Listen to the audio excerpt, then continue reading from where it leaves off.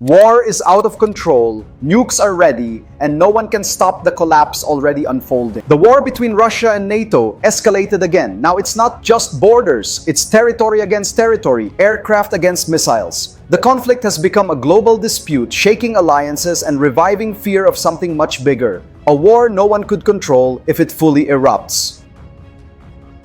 In recent weeks, attacks multiplied. Ukrainian strikes with direct NATO help crossed into Russia. Kazakhstan had to cut energy production, and Moscow responded with heavy bombings. Trump said Kyiv can't win, Zelensky rushed to seek support, and Europe, out of money, resumed arming Ukraine to hold off the Russians. NATO arms its borders, Putin pushes forward, and the planet slides closer to total detonation. Meanwhile, Putin seems increasingly focused on his final goal, surrounded by distrust and sanctions. The NATO prepares for the worst, reinforcing defenses in Estonia and Poland, while Finland increases military movements, anticipating the war's expansion. It feels like global balance is shaking again. The advance of offensives, energy collapse, and real fear of nuclear war reignited the Cold War atmosphere. Everything seems to move toward a no-return offensive, already breaking borders and shifting alliances in real time. Tension rises, and no one seems willing to stop. The world lost its brakes. War spreads fast, and the next blast could erase an entire continent. Besides all this danger, many countries still live under an information dictatorship where people can't speak freely or are punished. False war narratives stay protected. So I want to know, if you dare and feel comfortable, do you live in such a dictatorship where you can't speak your mind?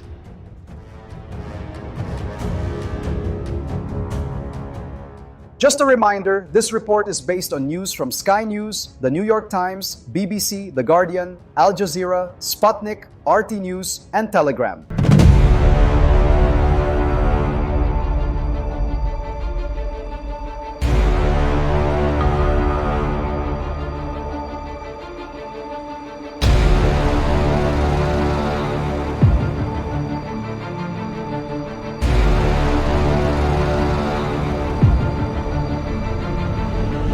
But before we get into the video, make sure to subscribe to the channel. Your subscription means a lot and helps you stay updated on every story about the raging nations. And don't forget to give this video a thumbs up to help this project grow even more.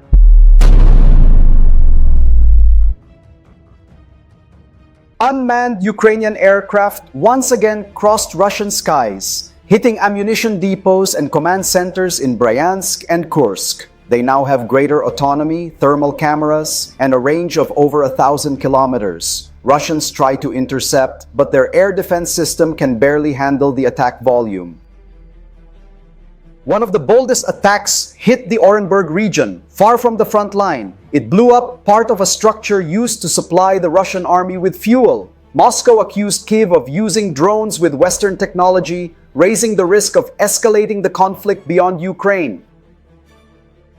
In Kazakhstan, explosions at a pipeline near the Russian border forced the country to cut oil production. Authorities said the drones came from Ukraine, causing massive fires and evacuations in nearby cities. The energy tension has crossed borders for good.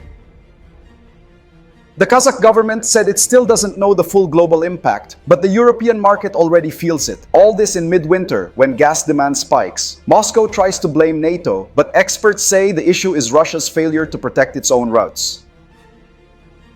In response, Russia launched bombings in Pavlograd, destroying railway depots and injuring civilians. They used cruise missiles and explosive drones. It was a surgical yet brutal attack. The war now seems to run without any moral limits, and the question is, what comes next? Drones cross borders, missiles hit cities, and the air smells like the end of civilization. A few hours later, new Russian missiles hit coal mines in Dnipropetrovsk, trapping nearly 200 miners underground. The rescue took over 15 hours. Moscow called the attack a legitimate response, while Kyiv accused the Kremlin of pure extremism against civilians.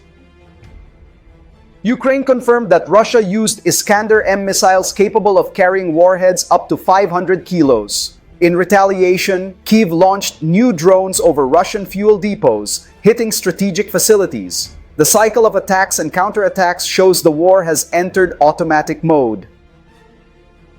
One of Ukraine's drones was the boldest yet. It flew over 1,500 kilometers and hit the heart of Russia's fuel system in Nizhnekamsk. Satellite images show huge smoke columns and dozens of destroyed trucks. It was the deepest strike so far. Russia claimed it intercepted 42 drones at its borders, but Ukraine says it's part of their tactic. Many drones are launched just to confuse Russian radars, a kind of electronic overload showing how Kyiv uses technology to balance power on the battlefield. This new phase of the war is technological and unpredictable. Each week brings more precise weapons and more strategic targets. The military balance shifts quickly, and no one knows how far Moscow and Kyiv are willing to go. The next step might finally push the war beyond Ukraine. Buried bodies, burning mines, and armed warheads. The war now kills even the concept of time. Trump was blunt. He said Ukraine has no chance of winning. According to him, the West is just burning money while Russia consolidates ground. His statement angered NATO allies and put Zelensky on alert, since any shift in US support could change everything on the battlefield. Zelensky reacted quickly. He said he will never divide the country with Moscow and announced a trip to London to discuss new alliances. Macron confirmed the meeting and promised to maintain military support, trying to ensure the United States doesn't abandon Kyiv at such a critical moment. The plan is to discuss new long-range missiles and stronger Ukrainian air defense. Ukraine is trying to protect what's left of its power plants, which remain daily targets of Russian attacks. Each new bombing leaves more cities in the dark, and the European winter hasn't even started. A European Union report revealed a shocking figure. For every Ukrainian victim, 5 Russians fall in combat. Even so, Moscow still maintains air superiority. Experts say the Russian army suffers from ammunition shortages and desertions, but compensates with air power and massive attacks. Russia intensified bombings on the ports and railways of Odessa and Mykolaiv, trying to choke Ukraine's economy. By blocking grain exports and cutting logistics routes, Moscow aims to force territorial concessions. The impact is already felt in Europe, and the next step could be even harsher. Trump breaks alliances, Zelensky panics, and Moscow prepares the strike that could start hell itself. The response came quickly. The European Union announced a new military aid package. Artillery shells, anti-air batteries, and logistical reinforcements are on their way to Kyiv. The goal is simple: to prevent a total collapse of Ukraine's power grid before winter and keep the country breathing under attack. Even with foreign support, Ukraine's internal situation is critical. Nearly half of its power plants have been damaged, and technicians work under constant risk of new bombings. Poland and Slovakia have been sending emergency power, but the system is at its limit and could collapse at any moment. Experts say the war has become a test of endurance. Time now works in Russia's favor, betting on Western exhaustion. While Kyiv depends on foreign aid, Moscow adapts to sanctions and seeks weapons from Iran and North Korea, trying to prolong the conflict until it wins by attrition. Even with huge losses, the Russian government keeps calling everything a special operation. Young men are forcibly drafted, entire families flee conscription, and the number of victims surpasses 500,000. Still, the Kremlin denies casualties and talks about strategic victories that almost no one sees. The deadlock is total. Neither Moscow nor Kyiv wants to back down, and the risk of the conflict crossing borders grows daily. Analysts warn that a single incident could directly involve NATO countries. The future of this war is uncertain, and what may happen in the coming weeks scares even veteran generals. Ukraine collapses, NATO bleeds, and fear spreads like radiation. Everything is seconds from falling apart. Putin is facing pressure even from within Russia. Sources linked to the military and intelligence say he's isolated, surrounded only by loyal advisors. The problem is that this bubble distances him from the front's reality, and that could lead to increasingly dangerous decisions. In Washington, Trump met Zelensky in a tense meeting. Zelensky asked for more missiles, and Trump suggested a partial ceasefire. Immediately rejected. The atmosphere soured, and sources claim the meeting ended in total coldness, showing how little the two understand each other now. Trump sees the conflict as a political and economic burden. He said Ukraine needs peace, not promises. That sounded like a strong jab at European allies and made it clear he doesn't intend to keep the same military involvement level if the wear and tear keep growing. In Kyiv, Zelensky's advisors fear the Kremlin might try to exploit this division. There are rumors Putin wants to propose a direct territorial deal to Trump, trading occupied areas for sanction relief. If that happens, Ukraine might end up being used as a bargaining chip. To make matters worse, there are talks about a secret meeting between Putin and Trump in Budapest, mediated by Viktor Orban. It would be the first direct contact since the war began. If concessions come from it, NATO could split in half, and that division would be exactly what the Kremlin dreams of achieving. Something big may be coming. Putin and Trump play in secret while the world witnesses the silent birth of global betrayal. The British press revealed reports showing that Putin lost part of his control over his own army. Internal factions fight for resources and power, and some act without direct Kremlin coordination. This raises the risk of disastrous decisions and rogue attacks, worrying even Russia's allies. Zelensky tries to keep international support by showing the horrors of war. He denounces massacres in cities like Avdiivka and Bakhmut and insists that the only solution is the total withdrawal of Russian troops. It's an attempt to keep global empathy alive and the flow of military and financial aid going. The Ukrainian leader admitted the country still lacks enough weapons to turn the tide. He said Tomahawk missiles have limited range and that the promised F-16 jets haven't arrived in sufficient numbers. The delivery delays slow offensives and leave dangerous gaps for the enemy. Analysts say diplomacy has become a parallel battlefield. Moscow seeks new partners to escape isolation, while Kyiv tries to strengthen ties with London and Brussels. The conflict is no longer just military. It now involves influence, economy, and even global narrative control.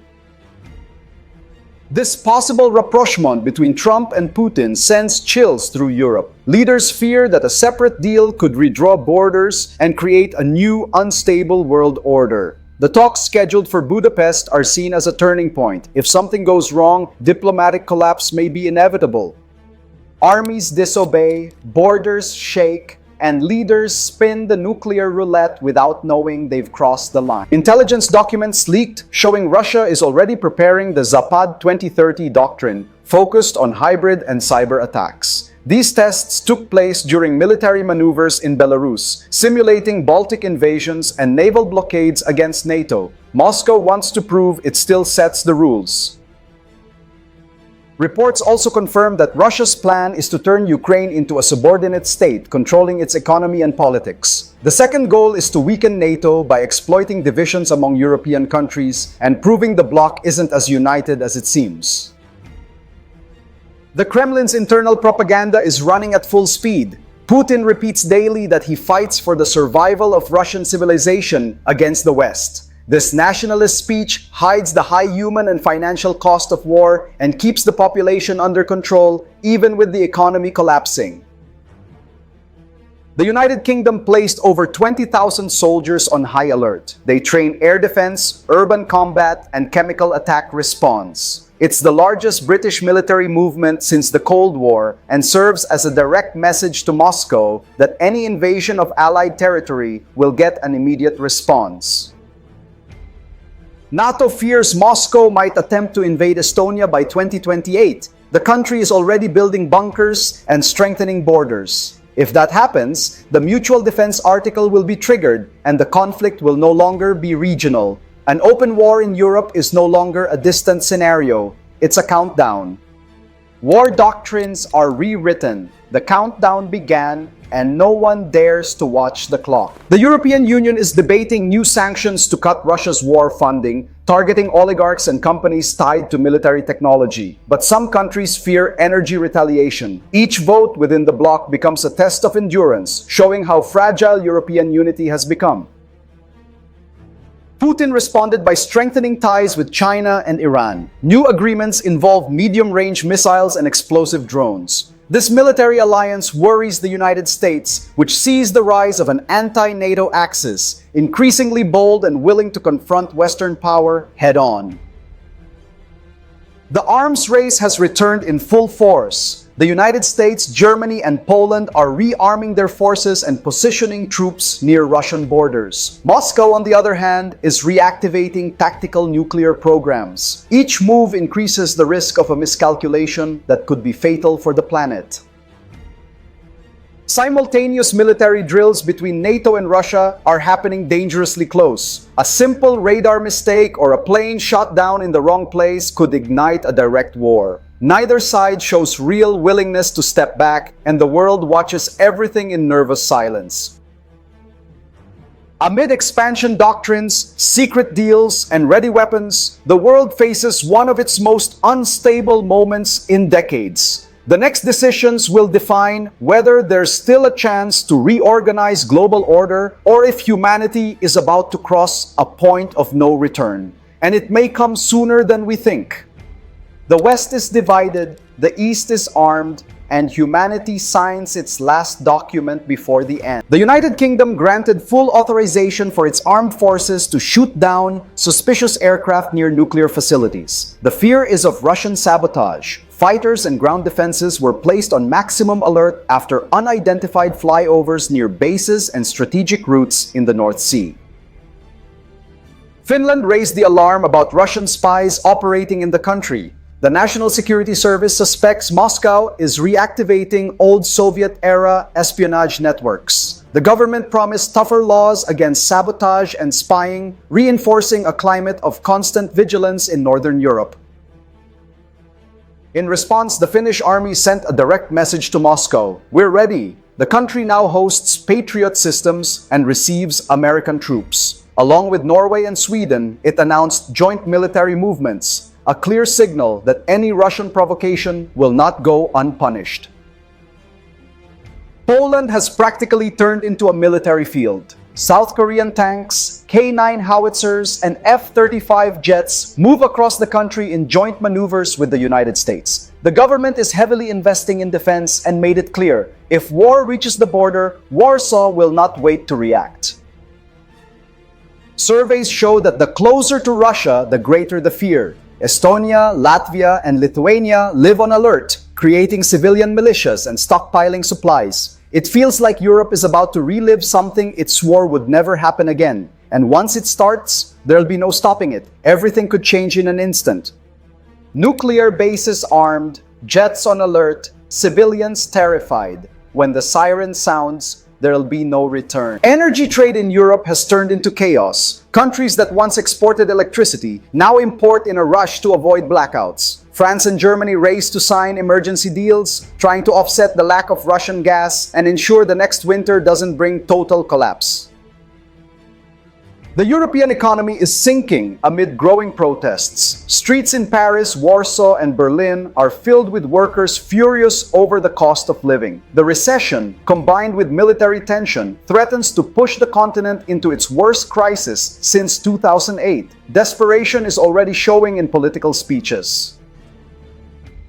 The situation in Russia has also deteriorated. Fuel shortages hit almost the entire country, a direct result of sanctions and Ukrainian attacks on refineries. Truck drivers face kilometer-long lines, and factories have stopped for lack of diesel. The energy crisis even affects areas near Moscow. Security reports show that part of Russia's elite is already preparing to flee. Mansions are being quietly bought in Asia and the Middle East. NATO fears that Russia's economic collapse could trigger a global domino effect, shaking markets and dragging down entire economies still dependent on Moscow's gas. As fear of a third world war grows, international sites have released lists of the safest places on the planet. Pacific Islands, Switzerland's mountain regions, and remote areas of New Zealand top the list. The emergency landing of Secretary Hegseth's plane became a symbol that the world is walking in the dark. Europe collapses, gas runs out, the rich flee, collapse became routine, and no one woke up. Now Europe faces a brutal choice: keep financing Ukraine's defense or protect its own internal survival. With low energy reserves and soaring inflation, governments are starting to split priorities. No one wants to be the first to give in, but everyone fears being the next to fall. Russia, though weakened, still has enough power to push the world into collapse. Military sources confirm the movement of tactical warheads near Europe's borders. It's a dangerous game of intimidation that could spiral out of control at any moment, depending only on a single miscalculation. The United States and the United Kingdom have increased the pace of naval and air movements in the Atlantic. They simulate nuclear response and joint defense. Aircraft carriers and strategic bombers are ready to act within minutes. A technical glitch, a misread radar, and everything could truly begin. The borders between direct and hybrid war have practically vanished. Cyber attacks, sabotage, and energy crises mix into the same chaotic scenario. The feeling of insecurity grows, and each country tries to survive in its own way, while the world balances between fear, pride, and pure uncertainty. Warheads move, radars glitch, leaders go silent. The quiet now sounds like the prelude to the end. To make things worse, many countries still live under an information dictatorship where people can't speak freely or are punished. That way, false war narratives remain protected. So I want to know, if you have the courage and feel comfortable, do you live in a dictatorship like this, where you can't say what you think?